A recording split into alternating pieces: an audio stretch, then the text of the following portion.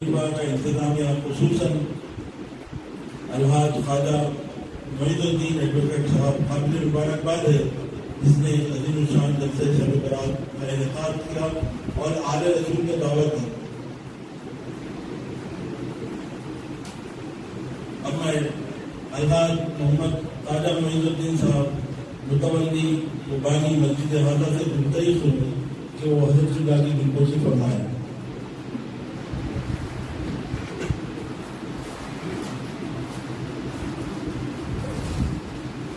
دور دراز پر جو حضرات کھڑے ہوئے ہیں، جہاں تک میری آواز پہنچ رہی ہے، ابھی چند لمحوں میں حضرت شدہ کا بیان شروع ہوگا۔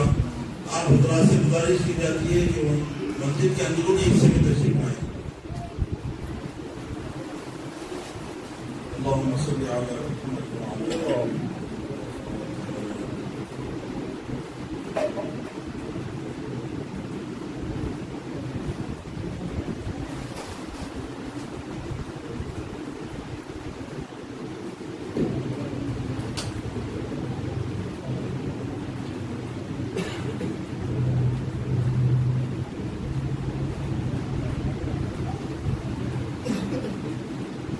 میں پھر ایک مرتبہ اعلان کرتا ہوں، جہاں تک میری آواز پہنچ رہی ہے، دور دراز پر اگر کوئی کھڑے ہیں تو مسجد کے اندرونی حصے میں تشریف لائیں۔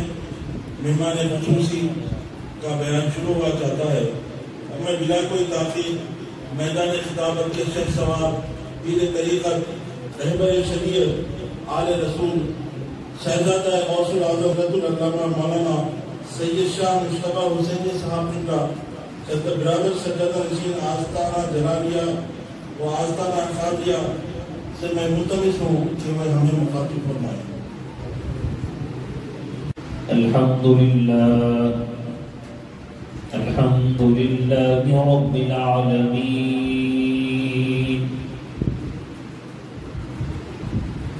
والعاقبۃ للمتقین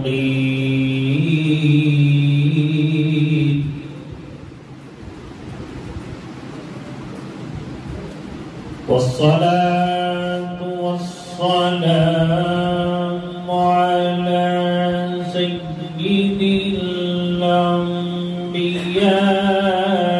والمرسلين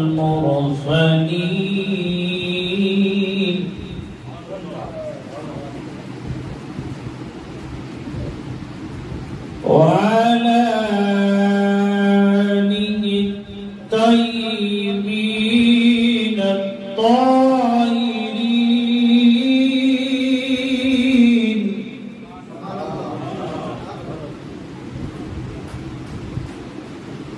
وأصحابه الأكرمين الأفضلين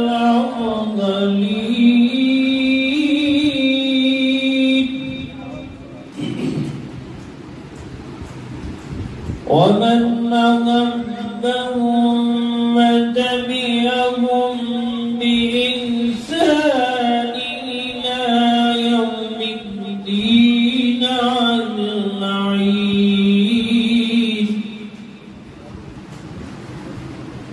أما بعد، فأعوذ بالله من الشيطان الرجيم.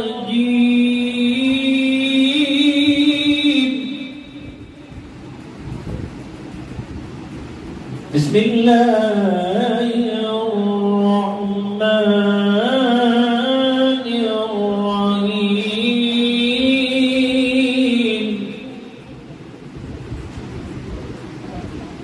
حميم والكتاب المبين.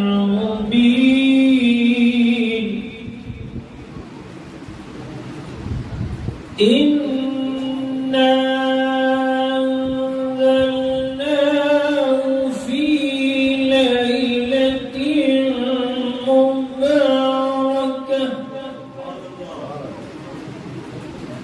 مباركة إنا كنا منذرين.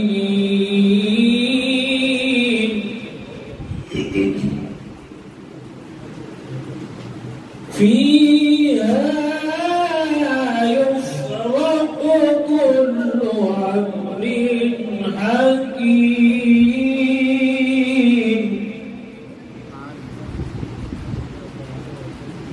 صدق الله العظيم وبلغنا رسوله النبي العمين المتين الكريم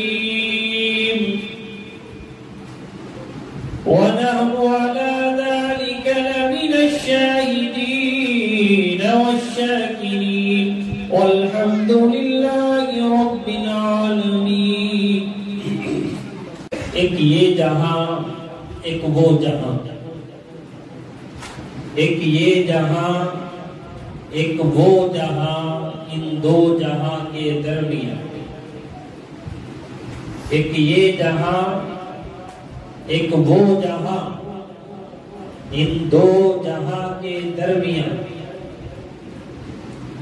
فاصلہ ہے ایک سانس کا، فاصلہ ہے ایک سانس کا. چل رہی ہے تو یہ جہاں، نہ چلے تو وہ جہاں. چل رہی ہے تو یہ جہاں، نہ چلے تو وہ جہاں. تو پھر ان سانسوں کی مالا میں موتی پرود و درود کے، تو پھر ان سانسوں کی مالا میں موتی پرود و درود کے. پھر ہو یہ جہاں یا وہ جہاں، ساتھ ہوگے تاجدار دو جہاں. پھر ہو یہ جہاں یا وہ جہاں، ساتھ ہوگے تاجدار دو جہاں. بڑی عقیدت و محبت کے ساتھ ایک مرتبہ درود پاک پڑھیں. اللہم صلی علی سیدنا محمد وعلی آل سیدنا محمد صلی اللہ علیہ وسلم. رات بھی مقدس ہے، بعد بھی مقدس ہے. رات بھی مقدس ہے، جگہ بھی مقدس ہے. رات بھی برکتوں والی ہے، جگہ بھی برکتوں والی. ذکر بھی برکتوں والا، جگہ بھی برکتوں والی.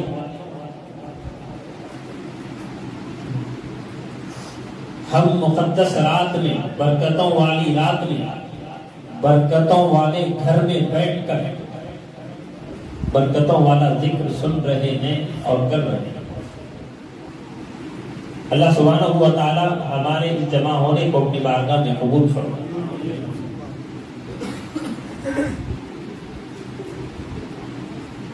لوگ پوچھتے ہیں شب برات کا ذکر کیا قرآن و حدیث میں موجود ہے؟ ہاں، قرآن میں بھی موجود ہے، حدیث میں بھی موجود ہے. میں آپ کو دلیل دوں اس سے پہلے خطبہ مسنونہ کے بعد جن آیات کو آپ نے سماعت کیا وہ سورہ دخان کی آیات ہے. پارے 25 میں یہ سورہ موجود ہے. میں سورہ دخان کی فضیلت پہلے میں آپ کے سامنے رکھ کر آگے بڑھوں. اللہ کے حبیب صلی اللہ علیہ وسلم فرماتے ہیں جو سورہ دخان کو کسی بھی رات میں، جو سورہ دخان کی کسی بھی رات میں تلاوت کرتا ہے 70,000 فرشتے اس کے لیے دعائے مغفرت کرتے ہیں. جمعہ کی رات جو تلاوت کرے گا اس کے گناہوں کی مغفرت ہوگی، اس کو بخش دیا جائے، اس کی بخشش ہوگی. ہم تو گناہگار ہیں، خطا کار. اللہ کے حبیب نے کہا فرشتے 70,000 فرشتے دعائے مغفرت کرتے ہیں. فرشتے معصوم ہوا، ان سے گناہوں کا تصور نہیں کیا جا سکتا. اے قول محمد قول خدا، فرمان نہ بدلا جائے گا، بدلے کا زمانہ لاکھ مگر قرآن نہ بدلا جائے گا. کہا جو سورہ دخان کی تلاوت کسی بھی رات کرے گا 70,000 فرشتے اس کے لیے دعائے مغفرت فرمائیں. تو آج تو مقدس رات ہے، شب برات کی رات ہے. اللہ نے ہمیں یہ رات عطا فرمائی تو ہمیں چاہیے کہ اس رات میں سورہ دخان کی ہم تلاوت کریں، سورہ دخان کو پڑھیں۔ اگر ہمیں پڑھنے نہیں آتا، گھر میں کسی ایک کو بھی آتا ہے تو ایک کو پڑھانے لگائے، تمام بیٹھ کر سنیں۔ پڑھنے والے کو جتنا ثواب دیا جائے گا، سننے والے کو اتنا ثواب عطا کیا۔ اسی لیے کہا کہ قرآن جب پڑھا جائے تو کان لگا کر سنو۔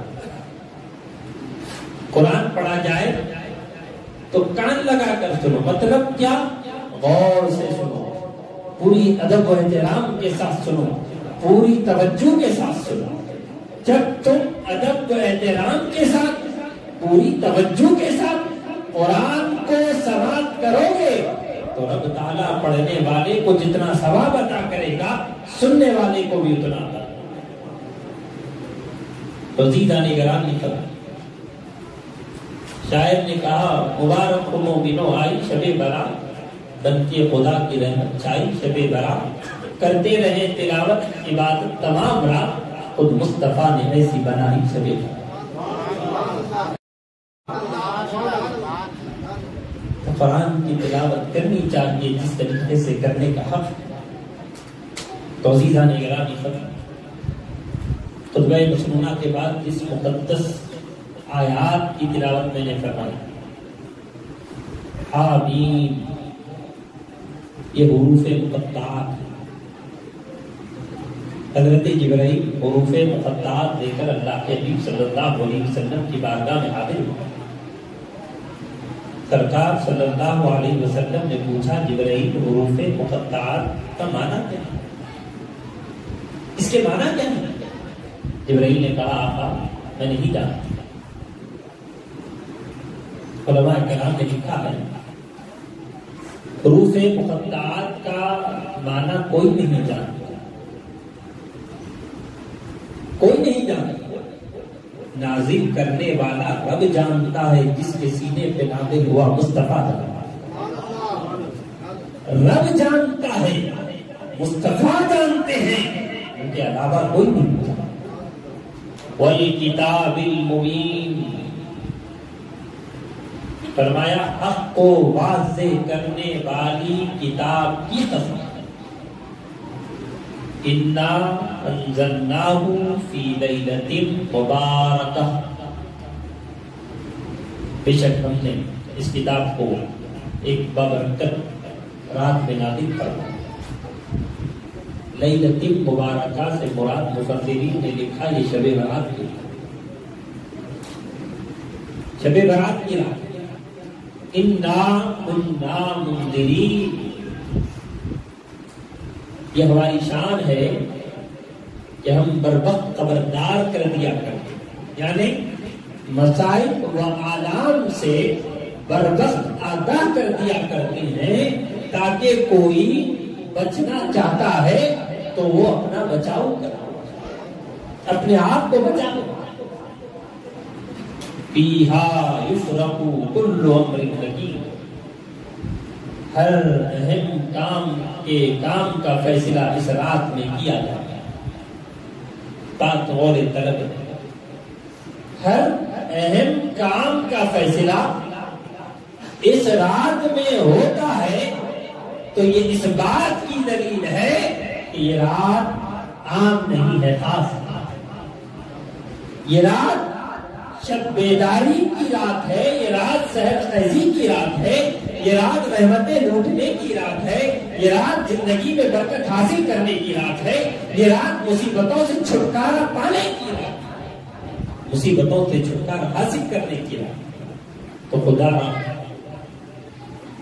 ہم اس رات کو ہمیں غفلت میں نہیں گزارنا،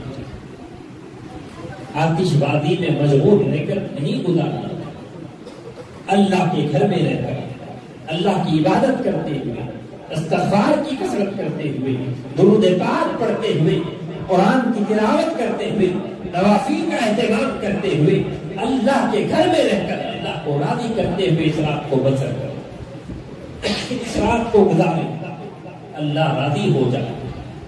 جس سے مولا راضی ہو ساری کائنات اس کی ہو جائے۔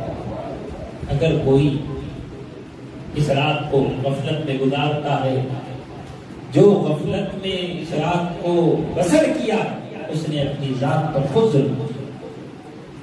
کسی نے بڑے پیارے جملے لکھے ہیں، عرش پر دھوم ہے، فرش پر دھوم ہے، عرش پر دھوم ہے، فرش پر دھوم ہے وہ بدبخت آج جو محروم ہے۔ پھر یہ آئے گی شب کس کو معلوم ہے، پھر یہ آئے گی شب کس کو معلوم ہے، مانگنے کا منع آج کیا۔ سبحان اللہ سبحان اللہ۔ مانگنا کیا چاہیے؟ تو فرمایا مانگ لو چشم تر مانگو۔ چشم تر کس کو کہتے ہیں؟ رونے خدا کے خوف سے رونے والی آنکھیں۔ مانگ لو چشم تر مانگ لو، مانگ لو درد دل مانگ لو۔ درد دل کا مطلب کیا ہے؟ خدا کے خوف میں رونے والا دل مانگ لو، حسن نظر مانگ لو، کملی والے کی نگری میں گھر مانگ لو۔ مانگنے کا منع آج کیا، کملی والے کی نگری میں گھر مانگ لو، مانگنے کا منع آج کیا۔ عزیزان گرامی قدر، ایک مثال آپ کے سامنے رکھ کر آگے بڑھ رہا ہوں۔ ایک سائل ہے، بازار میں صدائیں لگاتا ہوا جا رہا ہے، سخی مالدار کو کہتے ہیں، سخی مالدار کو کہتے ہیں۔ اب ایک سائل مانگنے والا صدائیں لگاتا جا رہا ہے، یہ سمجھانے کے لیے کہہ رہا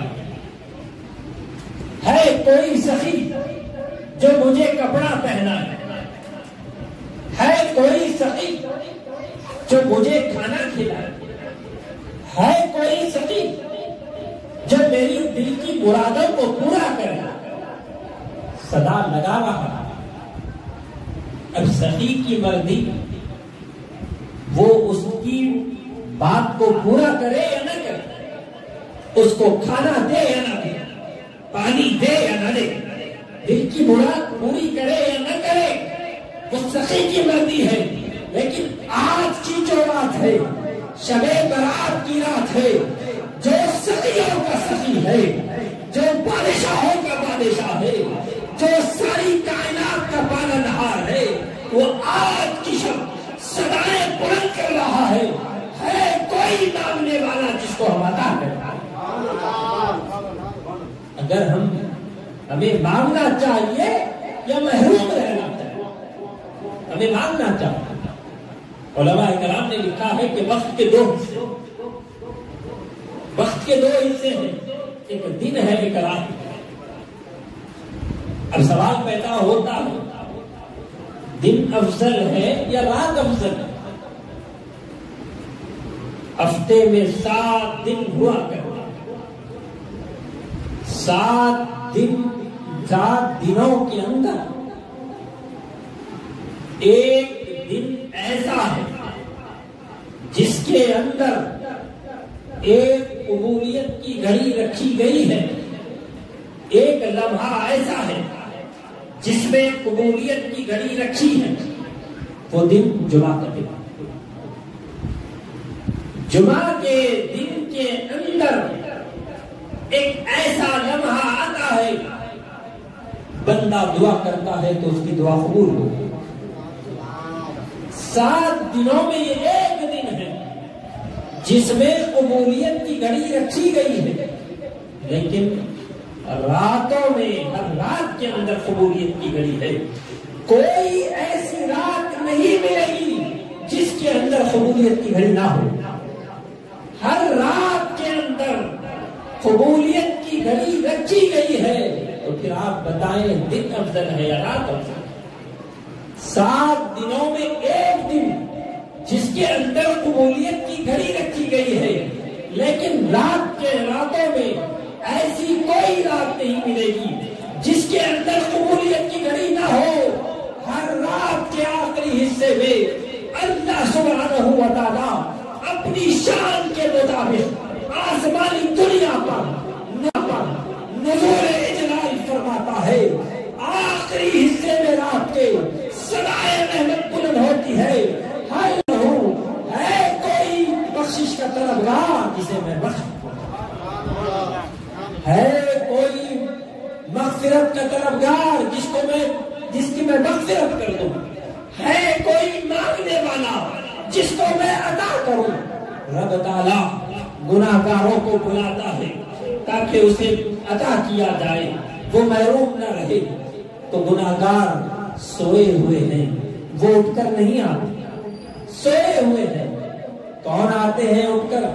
جو متقی ہیں، جو عبادت گزار ہیں، جو تہجد گزار ہیں، جو صالحین ہیں، اللہ کے نیک بندے ہیں، وہ اٹھ کر آتے ہیں رات کے آخری حصے میں، اللہ کو راضی کرنے کی کوشش کرتے ہیں، اللہ کی خصوصی عنایات حاصل کرتے ہیں، اللہ کی نعمتوں سے مالا مال ہوتے ہیں، اللہ کی نعمتوں سے مستفید ہوتے ہیں۔ گناہگار سوئے ہوئے ہیں، عام بندے سوئے ہوئے ہیں۔ اے پروردگار عالم، عموماً رات کے آخری حصے میں عام لوگ نہیں اٹھتے۔ عام لوگ، ان لوگوں کو شب بیداری کی عادت نہیں ہوتی، رات کے آخری حصے میں وہ عبادت نہیں کرتے، اس لیے مولا وہ محروم ہے۔ رب کی عطا دیکھا، رب کی رحمت دیکھا۔ جو عموماً عام لوگ رات کے آخری حصے میں نہیں ہوتے، انہیں شب بیداری کی عادت نہیں ہوتی، وہ رات میں اٹھ کر عبادت نہیں کرتے، مولا اسی لیے وہ محروم رہتے ہیں۔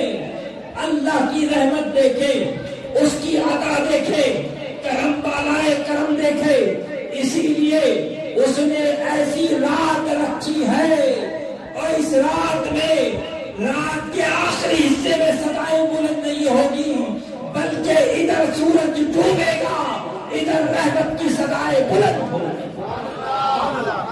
ماننے والا ہے کوئی بخشش کا طلبگار جسے میں بخش دوں؟ باقی سارا سال جو رات کے آخری حصے میں اللہ کی رحمت کی صدائیں بلند ہوتی ہے، اللہ کی رحمت کے اللہ تعالیٰ رحمت کے دروازے کھول دیتا ہے، لیکن آج مغرب کے بعد ہی سے وہ رحمت کے دروازے کھول دیے جاتے ہیں۔ وہ رحمتیں جو باقی دنوں میں رات کے آخری حصے میں لٹائی جاتی ہے، وہ آج مغرب کے بعد ہی سے اس کا آغاز ہو چکا ہے۔ مغرب کے بعد ہی سے اس کا آغاز ہو چکا ہے، تاکہ کوئی محروم نہ رہے، کوئی اللہ کی رحمتوں سے مایوس نہ ہو جائے، ہر کوئی اللہ کی رحمتوں سے لطف اندوز ہو، اللہ کی نعمتوں سے مالا مال ہو جائے۔ اسی لیے اللہ نے ایسی رات رکھی۔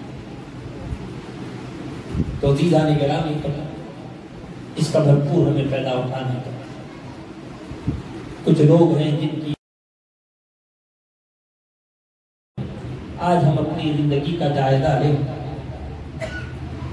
آج ہم اپنے آپ پر روشنی ڈالیں، آج ہم اپنے اندر جھانک کر دیکھ لیں ہم کیا کر رہے ہیں۔ شیطان کہتا ہے سمندر پر وہ اپنا تخت لگا کر اپنے غلاموں کو بلاتا ہے، کہتا ہے دیکھو یہ لوگ اللہ سے محبت کا دعویٰ کرتے ہیں، یہ لوگ کہتے ہیں کہ یہ اللہ سے محبت کرتے ہیں، لیکن حیرت کی بات یہ ہے اللہ سے محبت کا تو دعویٰ کرتے ہیں اور مجھ سے دشمنی کا دعویٰ کرتے ہیں، مجھ سے نفرت کرتے ہیں، لیکن حیرت کی بات یہ ہے یہ اللہ کی نافرمانی کرتے ہیں، میرے مشوروں پر عمل کرتے ہیں۔ کہتے تو ہیں میں اللہ سے محبت کرتا ہوں، لیکن اور کہتے ہیں مجھ سے دشمنی کرتے ہیں، مجھ سے نفرت کرتے ہیں، لیکن میرے مشوروں پر یہ عمل کرتے ہیں۔ کوئی دنیا میں نہیں ملے گا ایسا کہنے والا کہ میں شیطان سے محبت کرتا ہوں، کوئی نہیں۔ شیطان کہتا ہے اے پروردگار عالم تیرے بندوں کے جسم میں جب تک جان ہے میں انہیں بھٹکاتا رہا، روحیں ہیں میں بھٹکاتا رہا۔ اللہ کی رحمت اس کا کرم اعلیٰ کرم دیکھے، اللہ فرماتا ہے جب تک ان کے جسموں میں جان ہے میں ان کے لیے توبہ کا دروازہ کھولا، توبہ کا دروازہ کھلا رکھا۔ اس رات کی کئی ایک معنی، شب برات کے معنی کیا ہے؟ نجات۔ اس رات کا ایک معنی لیلۃ الرحمہ، رحمتوں والی رات، رحمتوں والی رات۔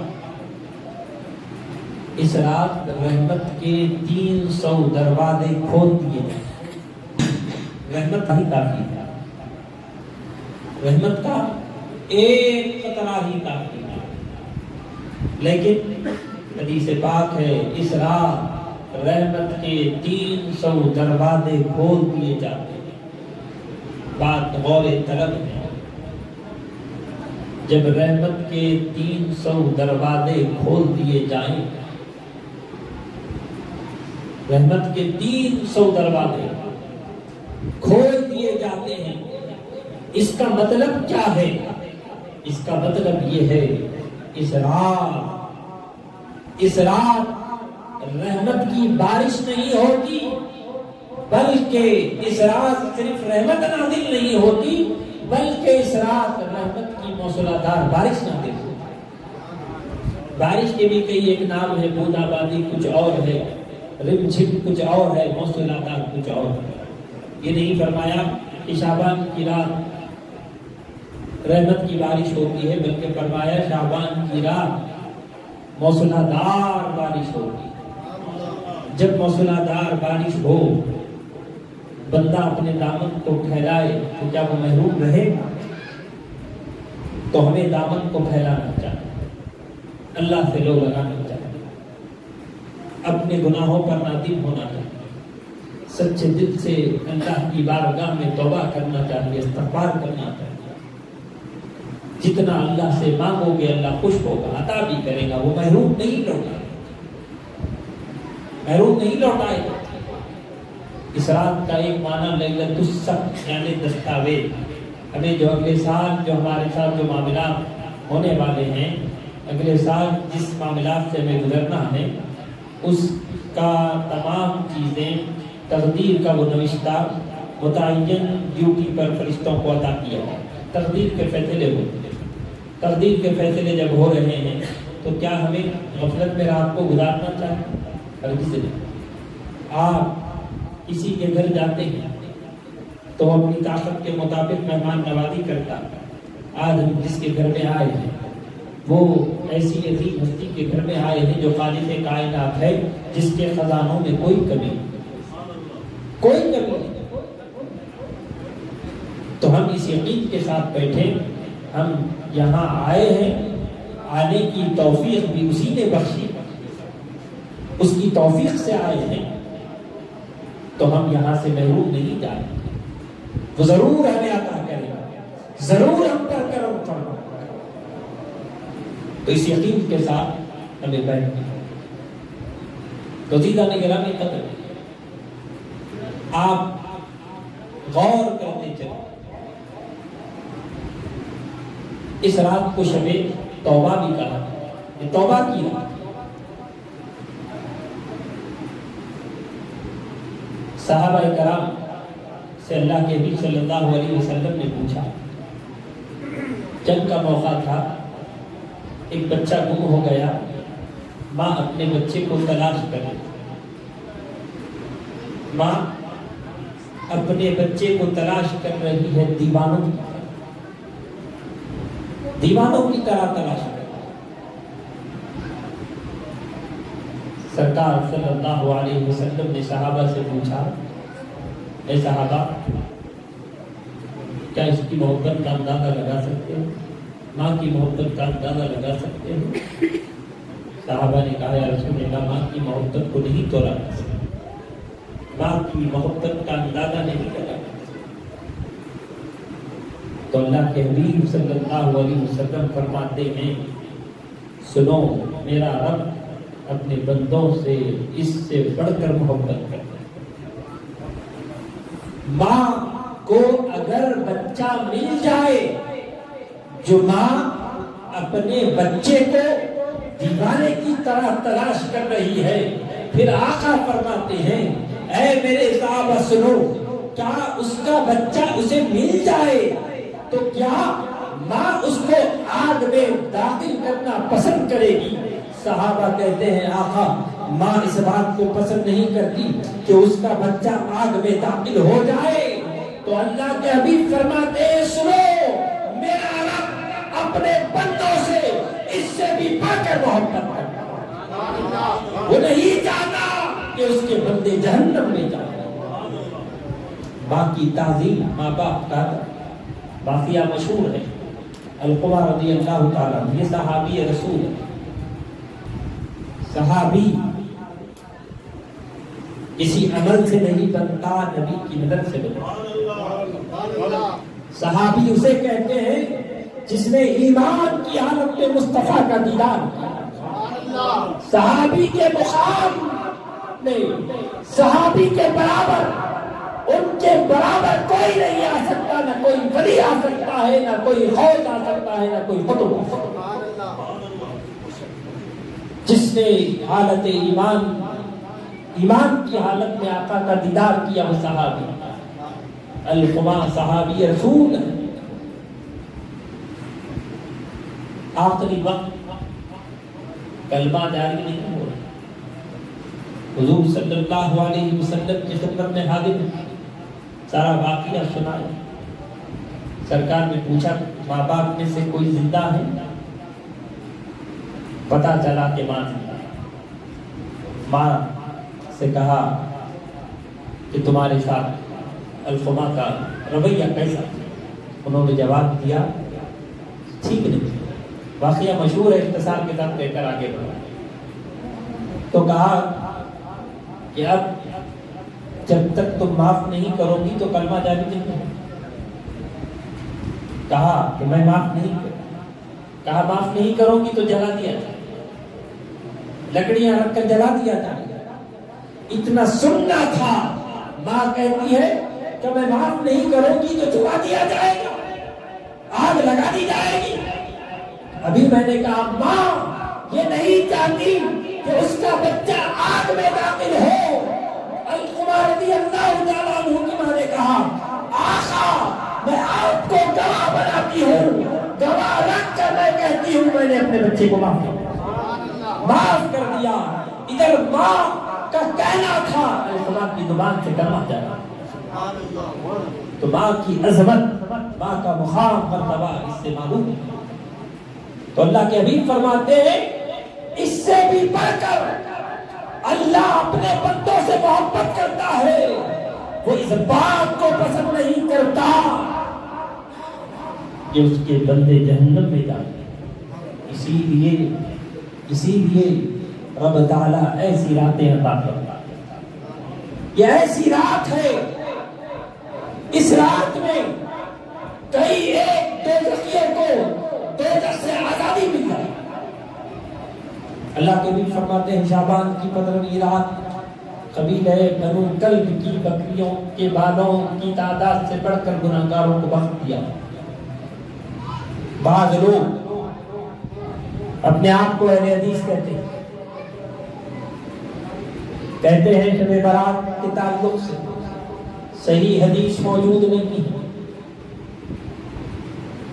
بعض تو انکار ہی کر دیتے ہیں۔ عزیزان گرامی، جماعت اہل حدیث کے نامور عالم دین محدث جس کا نام ہے ناصر الدین البانی، جس کو جماعت اہل حدیث بہت مانتے ہیں، کہتے ہیں کہ انہوں نے حدیث پر بہت بڑا ریسرچ کیا۔ نام ہے ناصر الدین البانی۔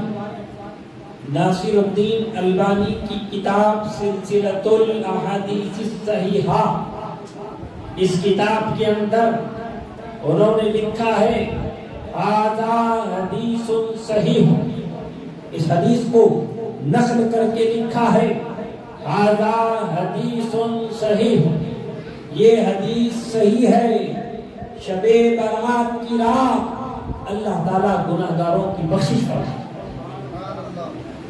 اب کہتے ہیں ہمارے محقق کی بات نہیں مانتے، مت مانو، تمہارے محقق کو پڑھو جس کی تحقیق کو تم مانتے ہو۔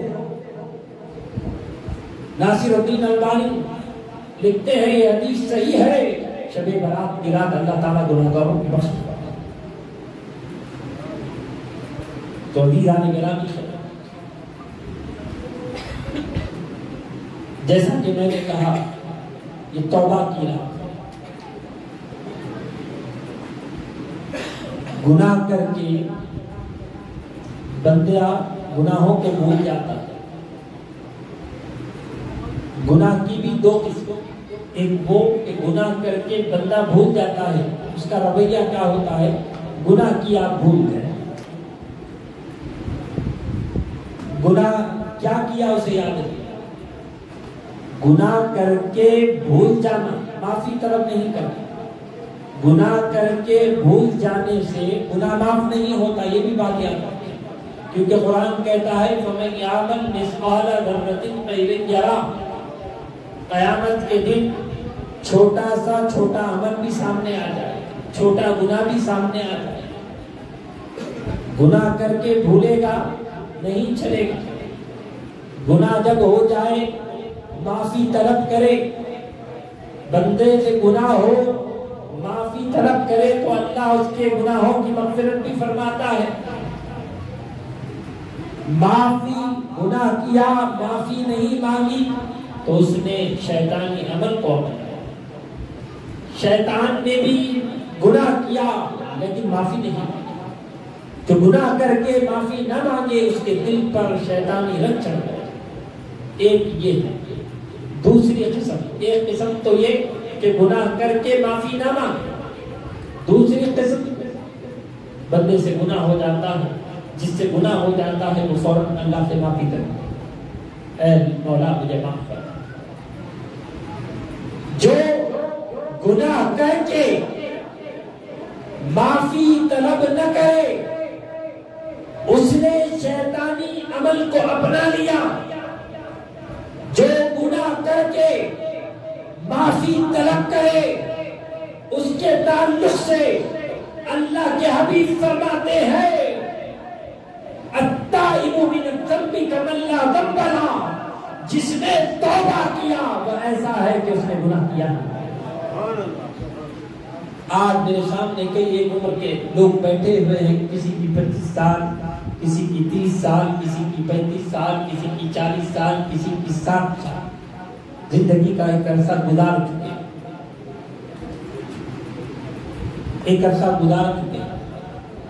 ہم چاہتے ہیں اللہ کے گھر سے اپنے گھر کو جب ہم لوٹیں، اس گھر سے اپنے گھر کو لوٹیں، اس حال میں لوٹیں کہ ہمارے نامہ اعمال میں ایک بھی گناہ نہ ہو، ایک بھی گناہ نہ ہو۔